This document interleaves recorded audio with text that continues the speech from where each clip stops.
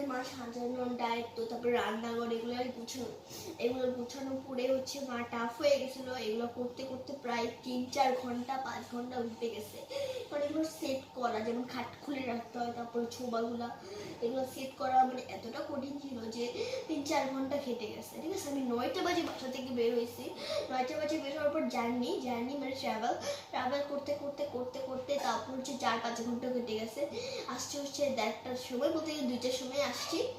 2টার সময় আসার পর এগুলো একটু রেস্ট, খাওয়া দাওয়া, একটু গুছ করা, তো এগুলো একটা মানে পারমিশন নিয়ে গেছে। তো এগুলো গুছকাছ করার পর চলে আসছে।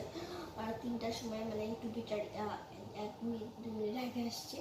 তো আসার পর এগুলো নামাইতে এগুলো একটু টাইম আসে, তাই বললাম যে 3-4 ঘন্টা লেগে গেছে এগুলো ঠিক করতে করতে। 5টা 22, তো 5টা 22 হচ্ছে মা মানে কি বলে বাবা গোসল করছে। গোসল করার পর খাওয়া দাওয়া শেষ, মানে বিকালে নাচতে যেটা বললো। তো এখানে হচ্ছে নাস্তা করলাম, বাবা গেল নামাজে।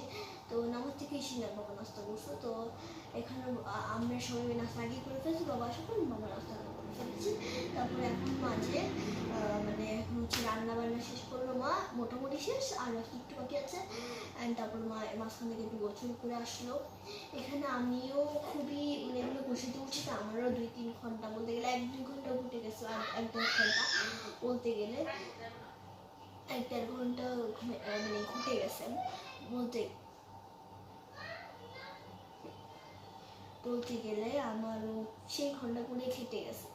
তো আমার এগুলো সব শেষ, কাজ বাজ সব মানে ক্লিন করার পর একটু শান্তি তো চাই। আর কাজ কি করবে, এত ব্লগ টোক রাতের বেলা তো করা সম্ভব নয়। মানে সারাদিনে এত বেশি ঘুমানোর বা শোয়ার একটা টাইম পাইনি আমি, পাইলেও আমি একটু পাইছিলাম, তাও 1-2 মিনিটে। তারপর আবার উঠে যেতে হয়েছে, এগুলো তো দায়িত্ব নিতে হয়েছে, আমার দেখতে হয়েছে এগুলারে।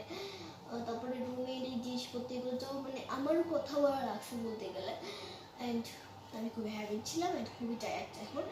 আজকের মতো একটু কি ভিডিও অ্যান্ড বাই ভিডিও।